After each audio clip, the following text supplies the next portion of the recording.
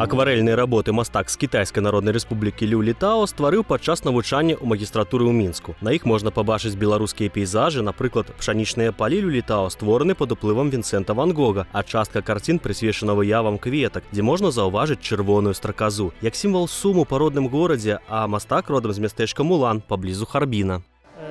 我很多作品都是关于花卉的描绘。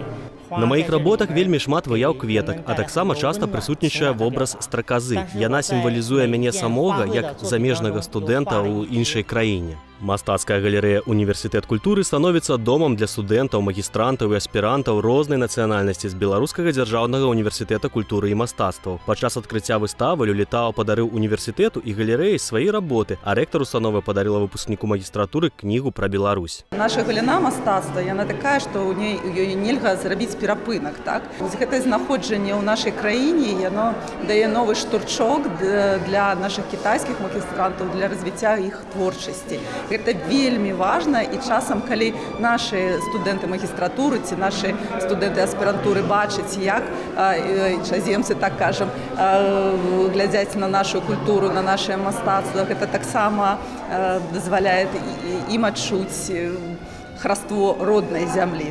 Работы ў тэхніцы кітайскага лакавага жывапісу Лю Літао прывёз з Кітая. Яны створаны з дапамогай лаку на аснове соку лакавага дрэва. Над імі мастак працаваў вельмі доўга, бо гэтыя творы дэкаратыўна-прыкладнога мастацтва патрабуюць інкрустацыі і шматразовай паліроўкі.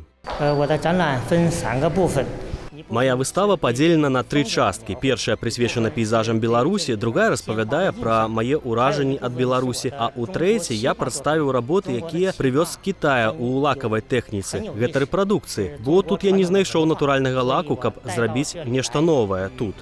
У межах выставы запланаваны майстар-класы, падчас якіх Лю Літао пазнаёміць беларусаў з культурай Кітая, кітайскай каліграфіяй і традыцыйным лакавым і акварэльным жывапісам.